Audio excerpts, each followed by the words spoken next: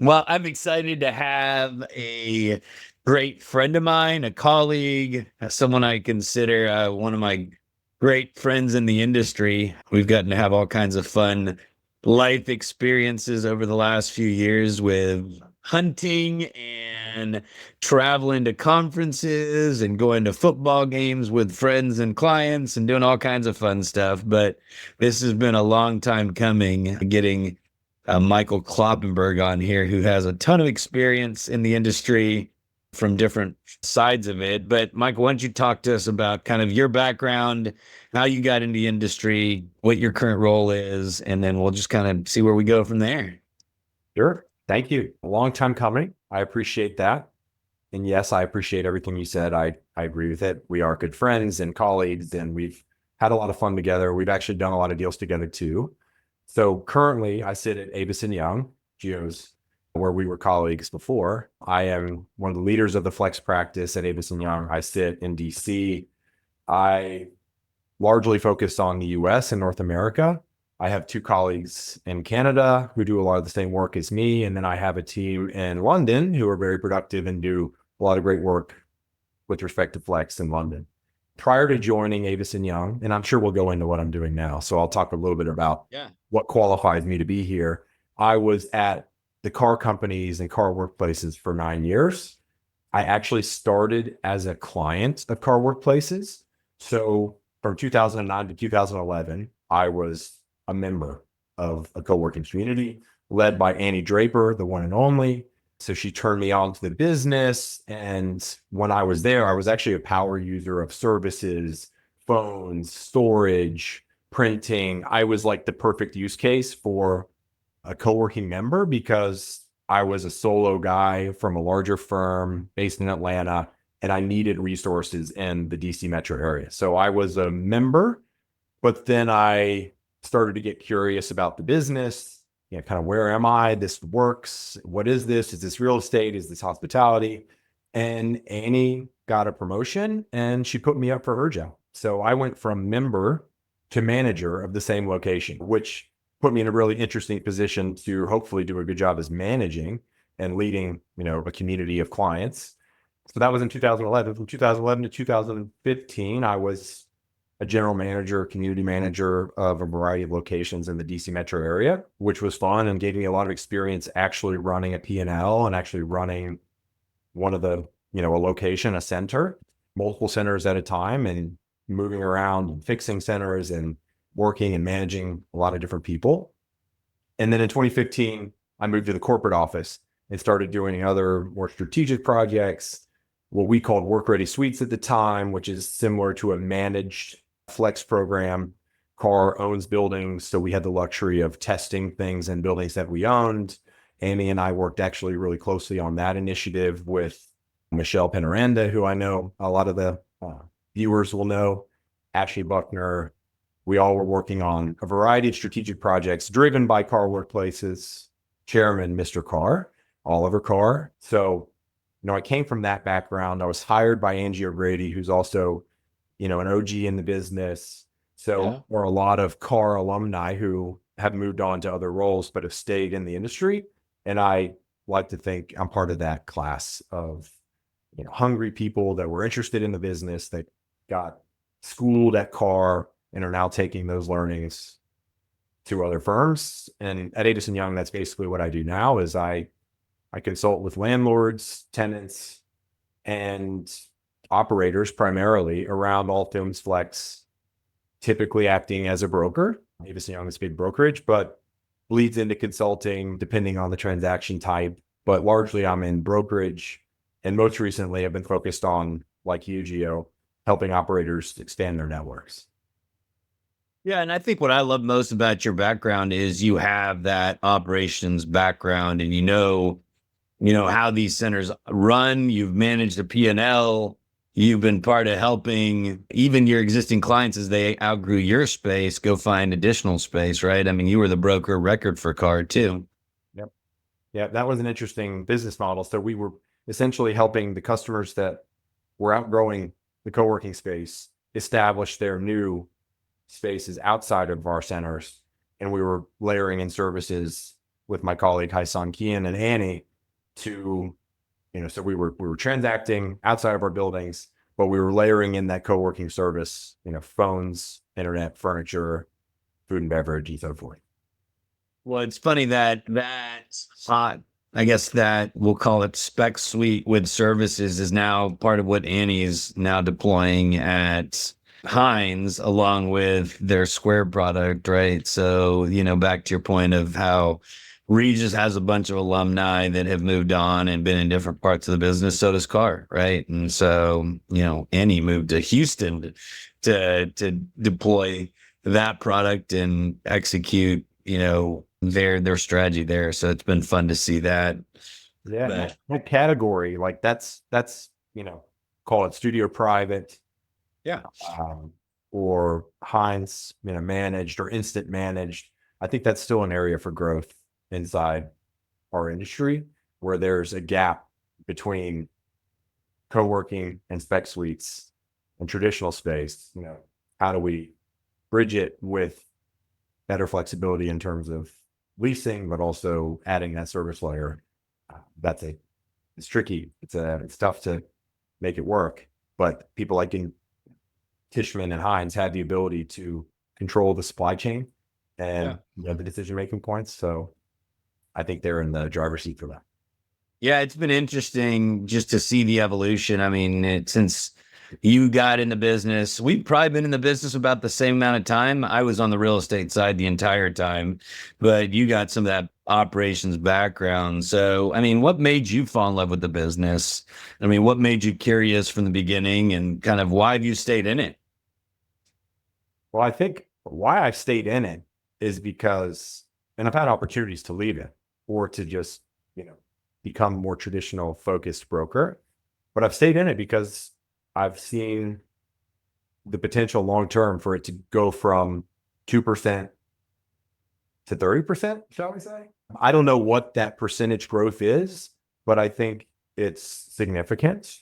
And there aren't as many people in the brokerage world or in advisory roles that are specifically focused on this sector. So I think there's a lot of business opportunity there, but there's also a lot of growth for the industry. I'm a believer in the hospitality focused office, and I believe that operators are in the best position to deliver that service. So I'm like a believer at my core of the business, promise. And I've had almost 15 years of experience in it. I thought about, what it would look like to start over, pick a new industry. And I went to business school, and they're like, okay, you graduated business school.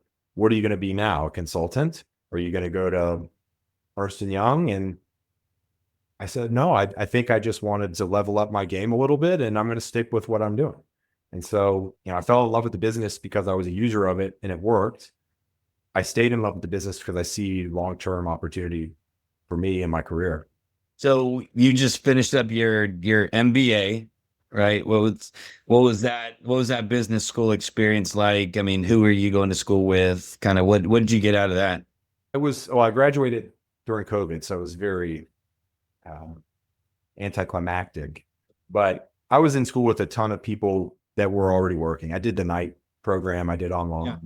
So it was I would say a lot of foreign, professionals, a lot of people that come to the US just for school. I went to GW, which is in downtown DC. It's a very urban campus, but it was mostly professionals that had 5 to 10 years of experience that were going back for a reason. Sometimes a career shift, sometimes just to, challenge themselves. I was more in the challenge yourself category. Mm-hmm. And I came out, not with directly linear business opportunities, but I think overall, improved my professional acumen in almost every way.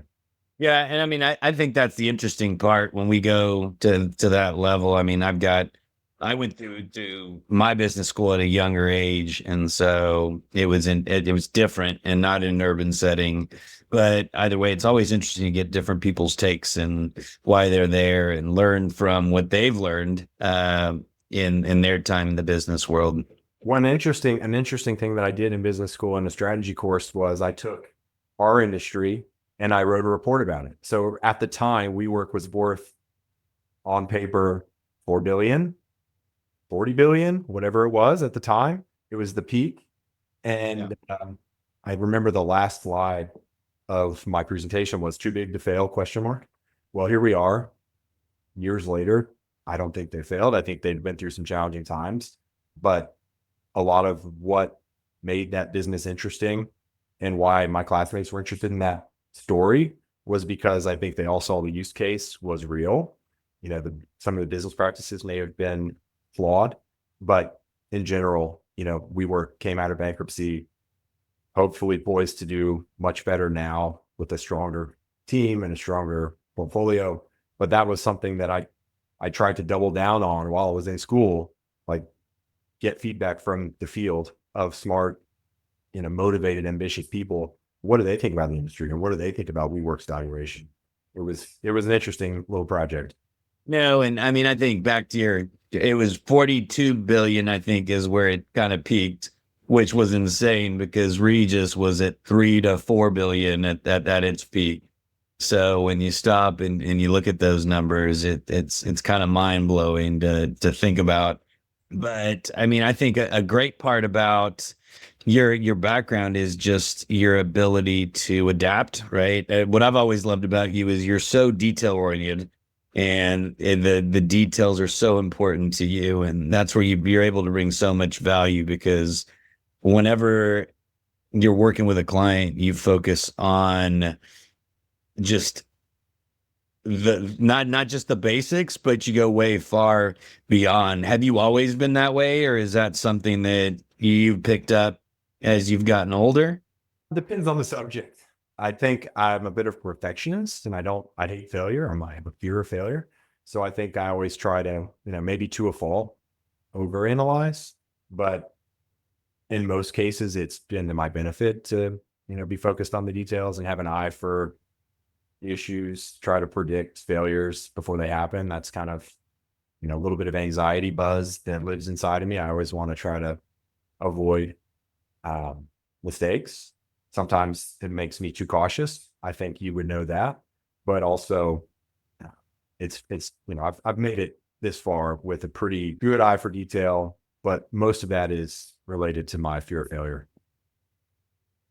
Yeah, it's so interesting how we're either paralyzed by fear and anxiety, or we're driven by it, right? And so that's where you and I are opposite. Is I have the same fears as you, but I just keep doing stuff and figure it out as I go, because if I stop and overthink it, then I won't follow through with it. And so, the psychology of how we work as humans is so awesome. And that's why you and I make such a great team. Is I'm like the Tasmanian devil throwing up stuff, and then you come behind me and clean it all up and make it pretty. Yeah. Sometimes it's, I think there's a time and place for all of those, strategies. I've learned a lot from how you do things that has pushed me to, be more aggressive, to take a firmer stance in a negotiation, stuff like that. But I think in any business relationship, any partnership, whether that's you and a client or you and an opposing party in a negotiation, you have to be transparent. You have to try to find balance between what's possible and, people's strengths and skill sets. And, that's a lot of what we do when we're trying to place an operator with a landlord, is understanding the landlord's position, understanding the operator's position. Is it the right fit? Are we too far apart? Should we pivot? There's a lot of, I think of business partnerships, a lot of, the same ways as a negotiation. Basically everything in life is a negotiation, I've come to learn. Yeah, and there's again so much that I love about how you do business that I've learned from too as well. But one of the things that we both highly value are people, right? And how we pour into them and spend time with them. Sometimes before we're even getting anything in return, is typical for our industry, but in some cases way far above and beyond that, right? So, your relationship that you've got with, Richie, who we work with together, and we've recently gotten a couple more deals done with him.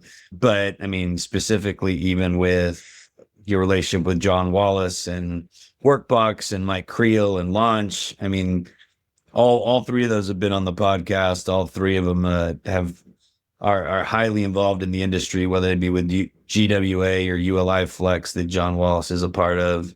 But I mean, kind of, you want to talk about, what your view is of building those relationships. I mean, these are people you talk to multiple times a week, constantly giving them information, and you're playing the long game, not the short game with them. I mean, I'm a relationships first kind of person. I'm not aggressive on the BD, but usually once I've made a good connection, it stays pretty sticky. And so most of my friends in the industry and clients in the industry, I hope, know that I'm trustworthy and that I'm transparent and that I have their best interests at heart. And I think, Dale Carnegie probably said it's pretty hard to fire a friend. So I don't know if it was in that book or not, but, I think being close with someone at a personal level helps you not only better understand their needs and their motivations, but it also creates a level of trust that will carry you through tough conversations, will carry you through difficult personal or professional moments. So I try to make my relationships strong, deep, early. I also have a pretty good way of making fast friends. I've learned that a long time ago. So trying to quickly make connection with somebody, that also helps in negotiations in my view. So I typically, when I'm working in, a transaction, I try to relate to the other side. I try to, create a level of camaraderie and that we're in this together and that we all are working towards the same goals. So that's just my style, and it's not for everybody and it doesn't always work. Sometimes I need someone to come in and just lay the hammer down. And sometimes clients don't want a friend. They want someone to, tell them what's up, or they want someone to give them the hard news first, or, you have to, sometimes the friendship angle doesn't always work in your favor either. So I think, that's, relationships matter, especially in real estate. And that's my game. I think that's your game. But there's it's a transactional world still, and you don't have to develop those relationships to be successful. It just has worked in our favor, I think. Yeah, no, and I mean, I think it also helps the fact that, number one, we are relationship people, but number two is there's not a ton of people lined up to service this industry for some reason or another. I mean, we're really the people to go to within the industry for a real estate perspective and for a transactional perspective. And so, I'll ride that as long as we can. But I mean, I think that's such a big part of it, is that we do build the relationships, we do show up, we do care, right? We truly care about the people that we're signing leases with. We're not just trying to make a fee. And so that's part of what I love about you. Your point about leases and the fact that there aren't that many brokers servicing the industry, part of that is the industry's moving away from leases. And that scares brokers and brokerages because the compensation structure isn't as clear. There are less people willing to take that risk, because most brokers are compensated on a contingency basis. Time is money. And if they're not comfortable structuring a management agreement, or they're not sure if that management agreement is going to generate a commission, then they're making a choice to avoid those deals. And I was looking back and I've done, I don't know, 16, 17 of these transactions over the last few years. And very few of those, I think 20%, 25% were anything but a lease. So I don't know if that's, indicative of the market. I think there's more than 25% of the market wants to go management agreement hybrid, but I think that's more indicative of the deals that are actually getting done. It's a much smaller percentage. Yeah, and I think that's a big part of it. My number is padded just because I was in-house at Regis, but the 100 I've done 2 management deals. And part of it too is I haven't chased a whole lot of them just because, time is money. And part back to your point is, I do think there's a lot of people chasing these management / non-traditional participation leases, whatever we want to call them. And so I think that's part of it. And, I'd love to get your take on it because you were out having a lot of these conversations, still are to some extent, but when WeWork released their closure portfolio and all those things, you were leading the charge and still are with Workbox and Launch and other operators as far as looking for opportunities to kind of take over existing spaces that have closed, not just the WeWork locations, but there's been Industrious locations and Expansive and others that have closed.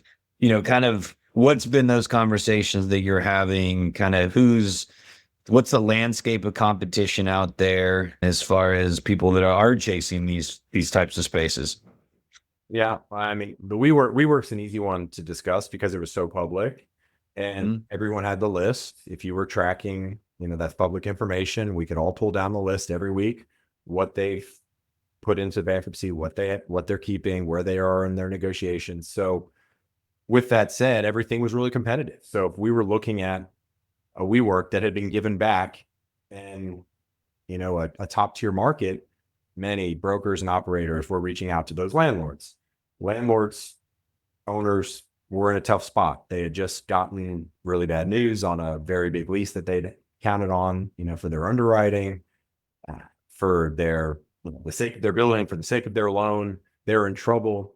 They had a lot of options, but none of those options were lease options. Pretty much every operator that we're chasing WeWorks, just as an example, were pitching hybrid structures from pure management agreement to revenue share, profit share, JV partnership, something along those lines. And every landlord has a different motivation for why they might choose one, we'll call it a spectrum of hybrid leases. Why would they choose one versus the other? Maybe they're in a REIT and they have to do it this way. Maybe they own their building outright and they gave WeWork the boot and they're willing to take a flyer on somebody that has a better value proposition and they'll do a management agreement. So I think every landlord has a different story. What is consistent is that they're in a tough spot and they have very few options that are very good because tearing up the space and waiting for a new tenant and with an unknown downtime period with future TI and future commissions is a really expensive proposition. So they either negotiated with WeWork to allow them to downsize and reduce their rent obligation or enter into some sort of hybrid, or they terminated WeWork or WeWork terminated them through bankruptcy. And if they were, if they were left with space that WeWork had given back for one reason or another, looking at tearing it out and waiting for a new tenant versus talking to Workbox, he successfully took over at least 4 of these over the last 18 months with their value proposition. I think, the choice was clear in some cases. Regis has taken over many. I don't know how many, but a lot of them. But they have an army of people calling those landlords. And for better or worse, they've got publicly traded credit. They are a known quantity. They're not everybody's favorite. And they've not made every landlord, a good partner, but they have taken over a lot. I know Industrious, took over 200,000 feet in New York at Tower 49. That's a huge piece of space that, I think Industrious will have a good chance of filling, but it's a lot of pressure because WeWork failed. Why did WeWork fail? That's the question I often got from the landlord is, if WeWork couldn't perform here, why do you think you can? And so having an answer to that question is key, and you have to believe it. Yeah. And I think being able to tell a story, and that's where I've found success from a retail standpoint is having, before stuff went to real estate committee, you had to explain why you were opening up a location, right? What was the demographics, traffic patterns, competition, all those things is where I was able to find success at Regis. And even now, right, is really being confident in the locations we're choosing and why we're choosing them. Even then, that's what I love about our conversations is we challenge each other. You'll throw out a market. I'm like, well, this is kind of, how is that helping our long-term strategy? Or what's, this location may do great, but what else are we doing in the market that makes sense? And so, yeah, I think you hit it spot on being able to spin a story on, what happened with WeWork or, what happened through COVID, or what's going on with enterprise users, what's going on with landlords, some of those things. And so, that's an awesome part about it. You've gotten one other thing on that is that we had to produce financials. Like, in order to get the landlord who just got burned to commit to a new structure with a new entity, they don't only have to believe in the story of the operator and their value proposition, they have to believe that they can perform at the level in which they're underwriting. And the new document, the new hybrid arrangement or revenue share, is going to use that underwriting as the guiding, data point for termination options. And so, that you have to know your numbers and you have to believe in your numbers, or you'll be out on the street in 18 to 24 months if you're not performing. Yeah. And that's not good for your brand. So you have to think hard about taking over a failed location, and you have to do your homework. It's nice to get, a rent reset or get a landlord with new expectations around what the returns could be. But it's really down to, making the numbers work and making sure that you can hit your numbers, because I think Ashley Buckner said it, like, every management agreement they have, that's a new client all up in the business, is what she said. Yeah. Well, you have a new boss. Yeah. You have a new boss, right? And that's what that's one of the things I love and respect so much about Mike Creel. I'm not saying that others don't do it, but he walks in and tells you exactly what it is that he can get you, even if it's not exciting or favorable numbers, but he sets an expectation that's realistic. And that's where you and I sometimes have to go in and have conversations with landlords and be like, the groups you're talking to aren't giving you real numbers. And so, I think that's the big part such a big part of what we get to do is integrity and, values based and just doing the right thing. And that's what I love about it. And then again, one of the things that I love and respect so much about you is that you care and you are going to tell the truth, even if it means you lose a transaction. Speaking of caring, I've let you get away until this point, but you're like, where are we going?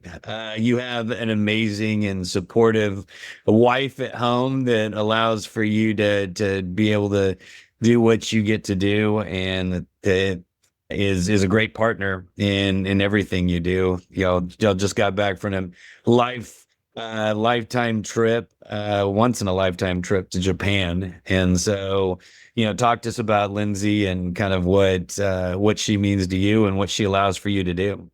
Okay. I was trying to prep for my uncensored question. This was it. So yeah, we've been married for 10 years. We're really good partners. She's a very successful professional. So I enable her to do her job well, and she tries to reciprocate. So we have a really good partnership. We don't have kids, so we have the luxury of traveling for work, for working late, but it requires a lot of support from the family, I think, to be successful in profession.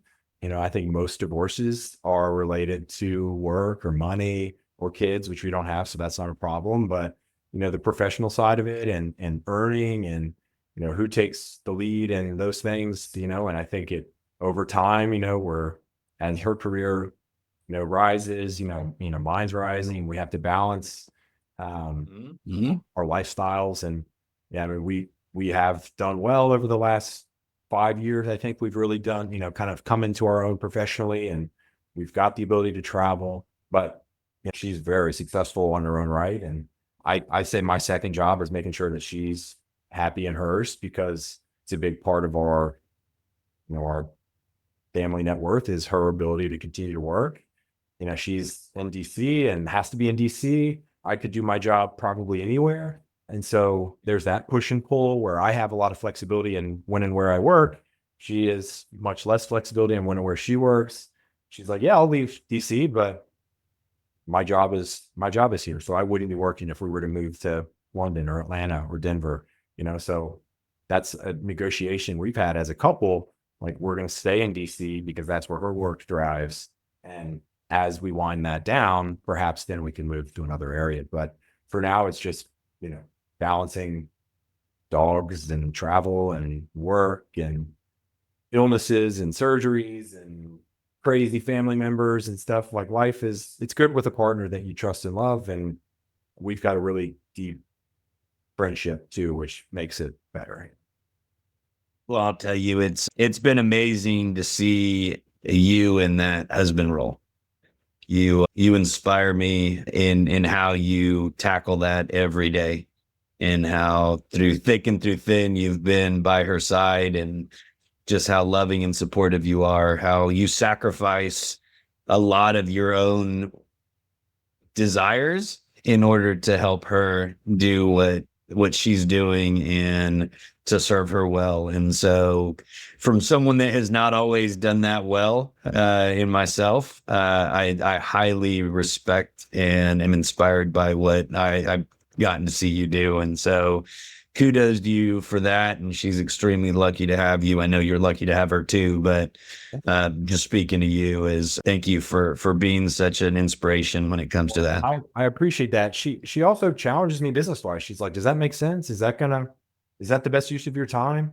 Like, Yeah. Are you sure? She's got a pretty good sort of innate sense of, what success looks like. And so she's constantly challenging me and making sure that I'm using my time wisely. And, so there's a little bit of like, I want to, I've got a cheerleader at home that wants me to be successful.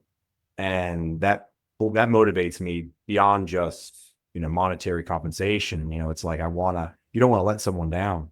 And so I feel like I've got someone pushing me. And in our world and everybody now, we're kind of, we can work remotely.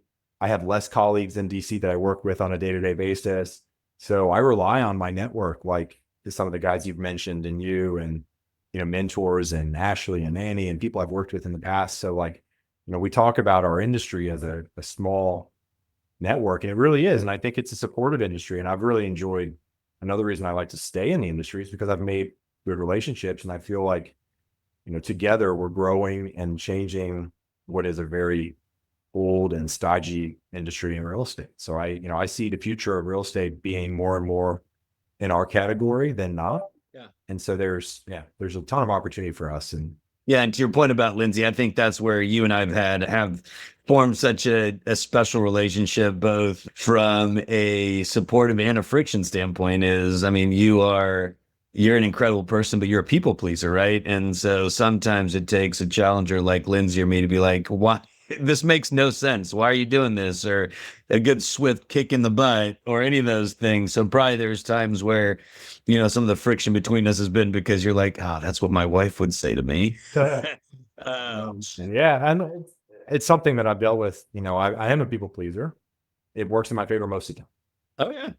But I've also learned through relationships like yours and mine, that you have to have the tough conversations. You have to, deal with things head on, and, you surround yourself with people that compliment you, you're going to grow. Yeah.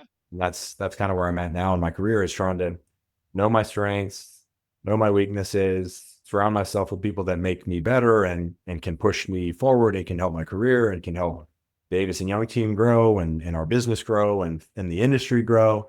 I think toxic people, 2025, just get rid of them. If they don't add value to your life, it's time to move on. Yeah, and you're in a beautiful place as far as that goes, right? Knowing where you fit in and how to surround yourself with people that help you overall is such a great place to be. As stepping into the executive director role at GWA, it's part of what I've had to look back and be like, man, what am I good at? What am I not? And the detail, as you well know, is not a big part of it. And so making sure that the team that I've got around me to support the board, the advisory board that you're on with Kurt and Ryan Harris and Kim Lee and a handful of others, is a big part of it too, right? And so, I think that's a big part that I think a lot of these operators and landlords and brokers in this space industry don't understand, right? The landlords think that they can deploy a flex workspace product like an executive suite or a co-working space or an event space or a lounge when they really don't have a hospitality background, right? And so it's It's interesting to have some of those conversations. I mean, overall, I mean, as you're out there obviously working with a big service provider like AY and having the conversations you're having, I mean, where, if you were to talk about kind of where we are in the industry, kind of what you see 2025, well, let's start with what have you seen? What are the few things you've seen 2024 lead up to, right? And then going to 2025, what do you see continuing to evolve and grow and new and all those things? Well, I think we can officially say COVID is over. It's behind us. Yeah. It's Yeah. it's endemic, right? Like there's COVID is with us. So I think what was holding people back from 2020 to 2022, that's behind us. I think there's this huge debate about return to work, and then of course the landlord's dealing with interest rates and uncertainty with the election. I think 2024 was a year that we kind of were reaching our new normal, and I think people are starting to make decisions. So I think 2024 is a year of, I've seen a lot of people that were on the fence go forward with the decision to do something. I think landlords that were waiting for, the interest rates to start going the other direction now have an indication of that. Doesn't mean that they can all of a sudden get their loans refinanced, but it does mean that the market is giving you signals that what's to come. And so much uncertainty has been the reason why a lot of decisions haven't been made. And our industry is a microcosm of the much bigger industry, which has been kind of suspended in midair for years. Yeah. Without the ability to know what's coming. What are enterprises doing? What are the banks doing? How am I going to refinance my loan? So I saw this year as a year where there's a bit of a breakthrough in decision making. We've had a decent year in terms of getting stuff done, and we've done some leases. I've done a management agreement. I've done a revenue share. My pipeline for 2025 looks like a lot more hybrids and alternative structures, but I think that that's going to become more prevalent. One way or another, landlords are going to start doing those deals, led by Industrious and Regus, who are warming up those conversations for us. Sometimes, they get their door slammed on them too. So those of us who are out there trying to sell a management agreement, which is really, really hard, by the way, Industrious isn't getting all their deals done. They're not batting 1,000%. So I see 2025 as more decisions being made, more operators landing deals that either were stalled or, the structure had to be tweaked a little bit. But I think there's a little bit more openness between operator and landlord so that transactions are actually getting done. I think also, which is nice, I think, because it's in reality, a lot of operators are coming off of the management agreement push and into a more participating lease or minimum rent lease or revenue share with a floor, so being willing to adjust the risk profile of the deal is going to allow for more deals to get done. A pure play management agreement to me is like a unicorn. Like those are really hard to get done. And I think the industry is going to move away from those to some degree towards, I think, what Perry at Industrious calls a participating lease, which is what they've been focused on most recently. And that looks and smells like a lease, which helps the landlords and their bankers get more comfortable with the deal. So I see 2025 as a year where growth continues, operators grow. I think the US is poised for a lot of growth. I think Europe, I don't have as much visibility into it, but I think they have a different view of flex and co-working. Like London, our guys in London, they're doing business. It's off the charts. Like London is a very sophisticated and a very advanced flex market. And I think the US is a little behind, notwithstanding some, New York and some other areas that have deep penetration in flex. But I look at 2025 as an opportunity, greenfield, for operators to grow, landlords to make some decisions, and hopefully buildings to be in a little bit better position to transact. A lot of the reasons we haven't been able to do deals and operators haven't been able to do deals is because the buildings are locked up. The banks won't even allow transactions to occur. And I've been in some nasty ones over the last 2 years where we made it to the end and the bank pulls the deal, or we we were stalking horse to try to get the refinance done, and the refinance didn't get done. So I think 2025 is a year of more certainty, better interest rates, and maybe a reset in value, which will allow landlord expectations to come down. So our business can thrive a little bit better, because with the lower basis, our margins get better.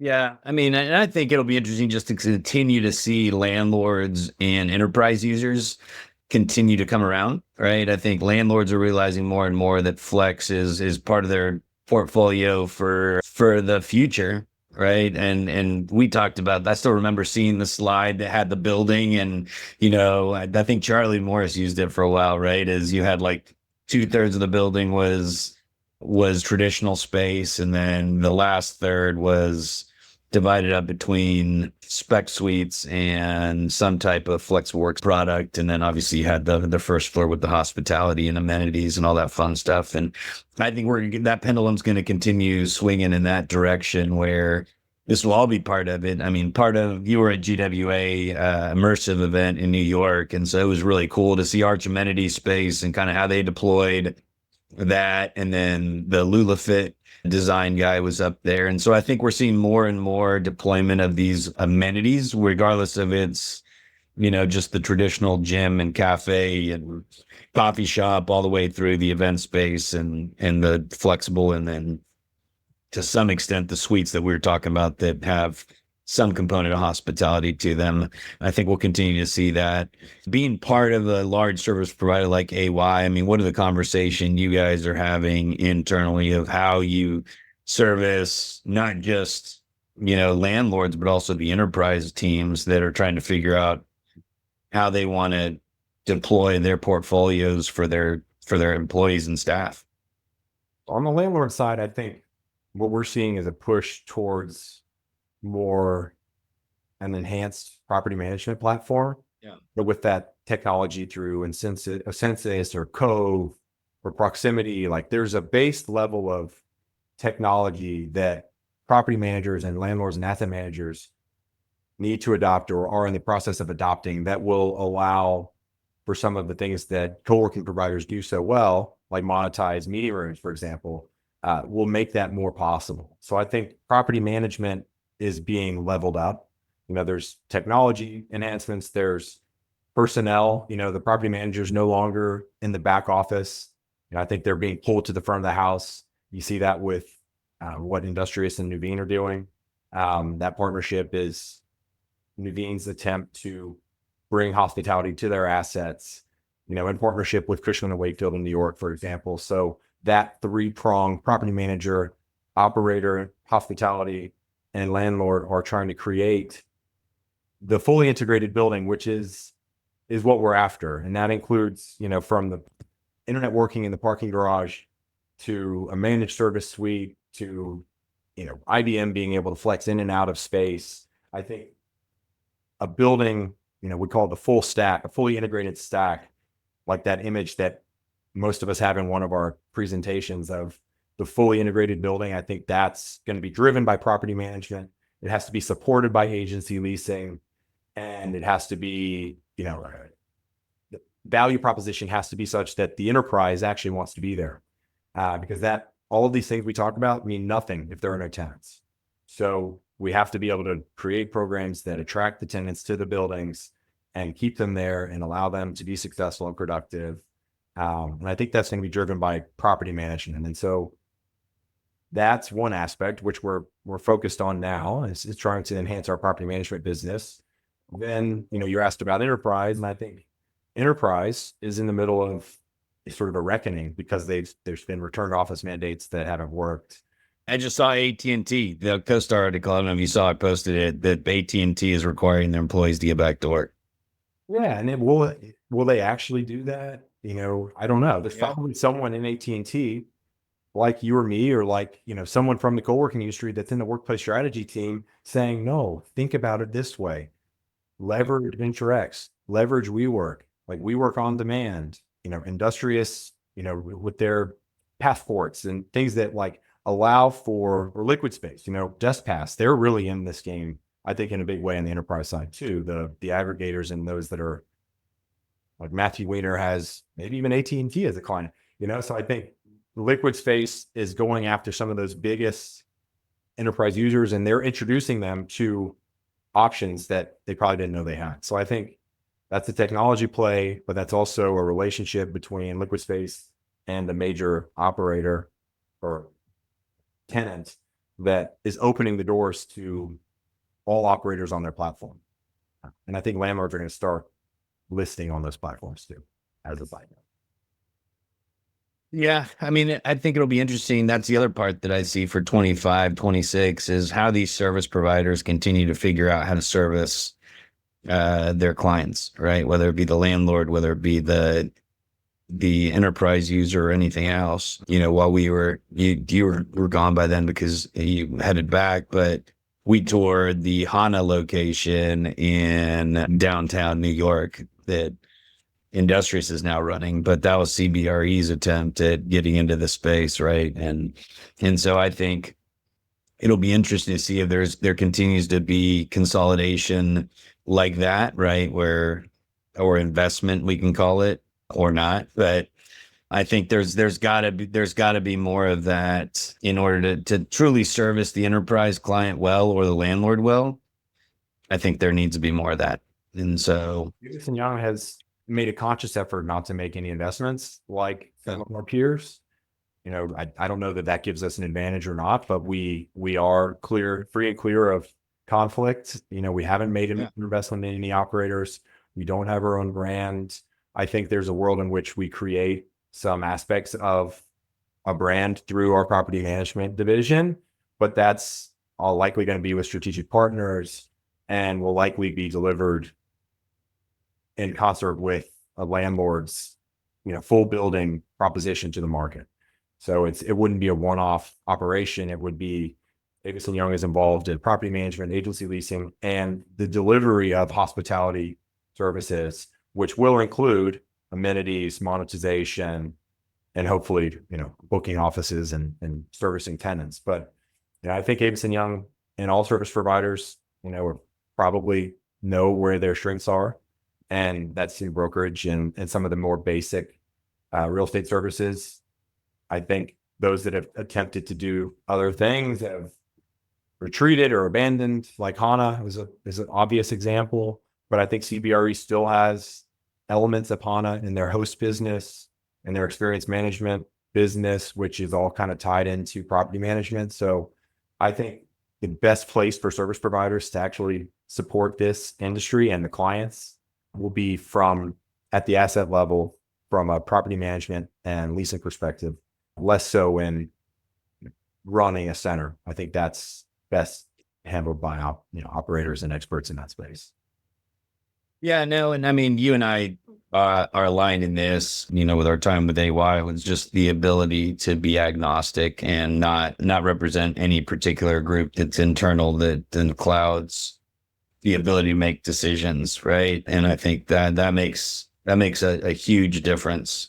We do get asked. Sorry to interrupt you. Yeah, we do get asked, like, does AY have a flex brand? Like, can AY solve this for me? Yeah. And there's going to be a point in time where we're going to have to say, we have a solution for you, and this is what it looks like, and here's who we would partner with, or here's who we would recommend. And up to this point, it's been, here's who we would recommend. But I think there's going to be a point in time where we say, we can do it, and here's how we're going to do it. But I still think it'll stop short of being, full-blown co-working center. Yeah, and I mean, I think there's parts that can play into the property management side that is easy to handle more than a full-blown operation, right? And I think that becomes really difficult. And sometimes when you're trying to manage a whole new business, it's almost like when people come to us, and it's funny, they're like, "Oh, I want to do a co-working space that does childcare." Well, those are two different businesses, right? I mean, pick a lane. It's tough to deploy that, and I think that's where service providers have gotten themselves in trouble over the years. Is just trying to do some of those things, or even landlords trying to deploy some of this flexible strategy that's not a skill set of theirs. Even say something. Well, I think both landlords and service providers need that muscle. They need to understand flex. That's why I was hired at ECw&x, to develop that muscle. We just have to decide to what extent we go into operations, and whether we do that in-house or we outsource it, still kind of open. But I think, we have to have an answer to that question when we get it from our clients.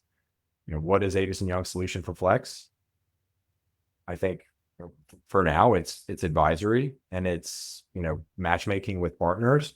But I do think there's a world in which we level up property management, tie that into agency leasing, and create hopefully a very successful operation that is allowing for that integrated building to succeed.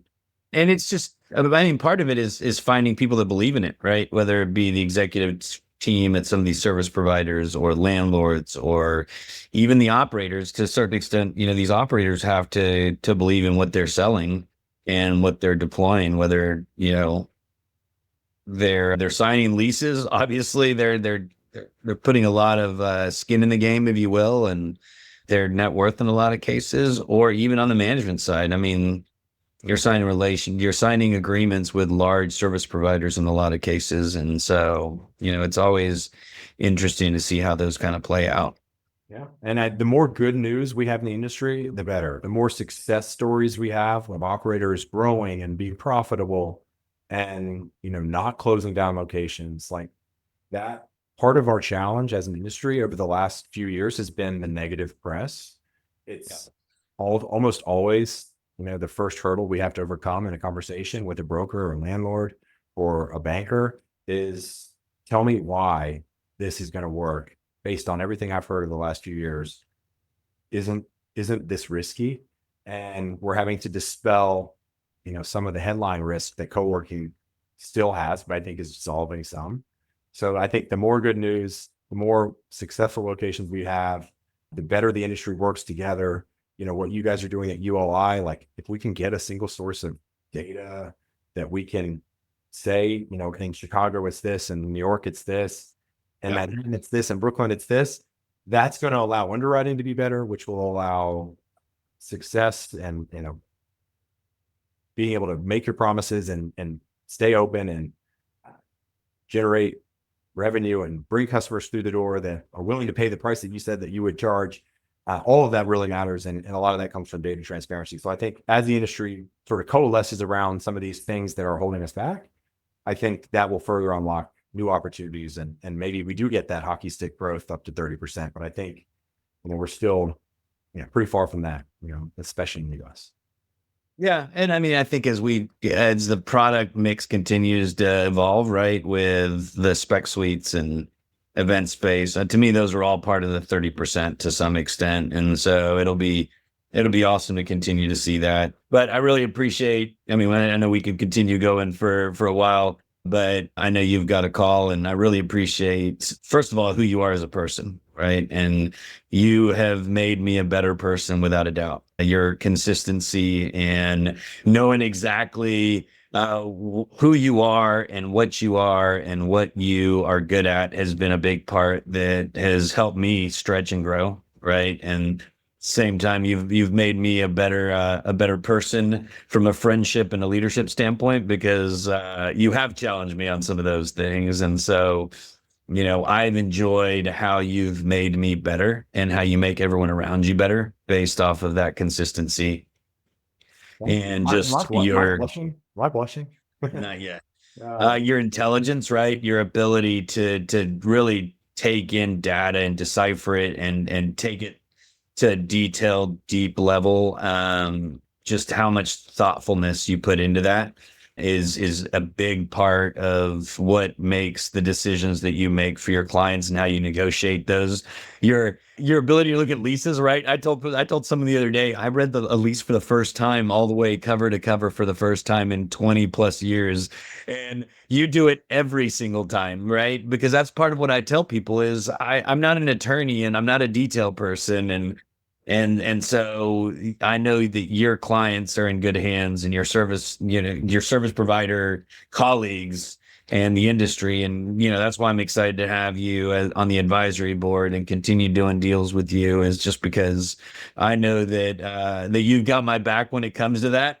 And then, I could keep going, but last of all, I'm going to say your integrity and how much integrity you have, your value system, your respect for everything you do, right? You don't cut corners. And I love that about you.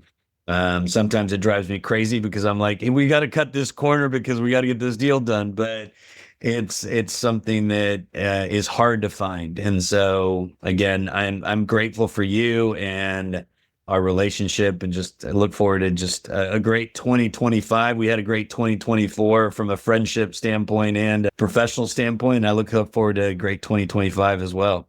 Yeah, that's incredible. Thank you. I feel the same.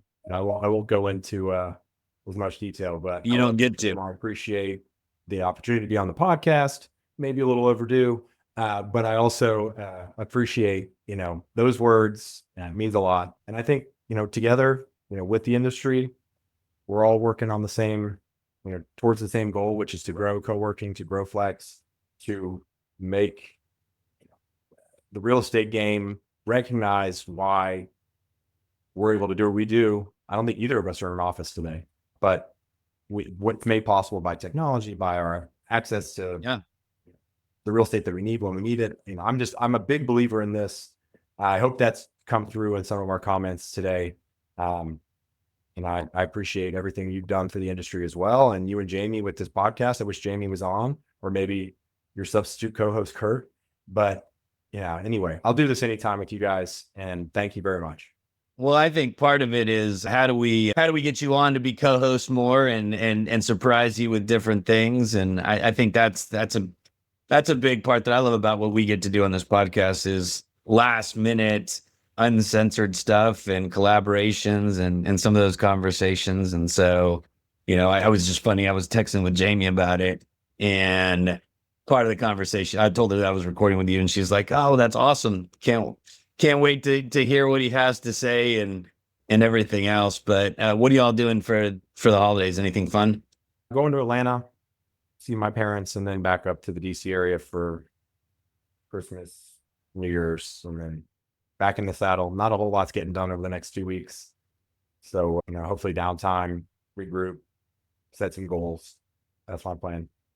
So how about you? And we didn't get, you said you'd had no children, but you got puppies. So we got into the whole puppy conversation. Spoiled little gremlins you got. Yeah. We got French bulldogs, very spoiled, and all dogs should be spoiled is my view, but we're huge dog people. And they could have their own podcast. What are their names? Dottie and Dozer. And which one's your favorite? I love all my children. So I'm sitting here buying time because I've got a surprise, but he's taken way too long. And I know you have a 3:15 call. So you mentioned you wanted a special guest co-host, Kurt Patrick. So the one, the only. So Kurt, you made it just in time. He's got to go, but you made it just in time to say what you love about Michael Kloppenburg. Oh, there's never been a time where I've asked Michael for anything where he said no, except that one time, but we all know what the question was. And he's been an amazing friend. He's been a mentor. As somebody who was not familiar with traditional commercial real estate, he was my sounding board with terms and different abbreviations. And he helped coach me up from just being a kid slinging software up to being somebody who is now someone still slinging software, but knows a little bit more. So I call him almost every time I'm walking to work just to get a little bit of, joy. Well, you've said enough. All right. Thank you. Gio's trying to embarrass me, I think, but you guys are awesome. And Kurt, I don't think you're giving yourself enough credit. You know a lot about commercial real estate, I think. Well, he does now. We've taught him everything he knows. Yeah. Well, that's good. Kind of true. He's in there selling important software for our industry, and he also has a pretty good referral partner. I would say what I like about Kurt is he's never afraid to introduce you or anyone that he believes in to a potential customer, and that goes a long way in our business. Without a doubt. Well, Kurt, I appreciate you jumping on. I was buying time for you to join. We were almost done, and I had to bring up dogs and all kinds of other time, and then I pretty much had to tell him I was buying time for you to come on. But I love seeing your face, Michael. I'm so grateful for you. Appreciate you taking time. and being late to your next call, but this will be on soon. Love you guys, and we'll talk soon. Cheers. Merry Christmas.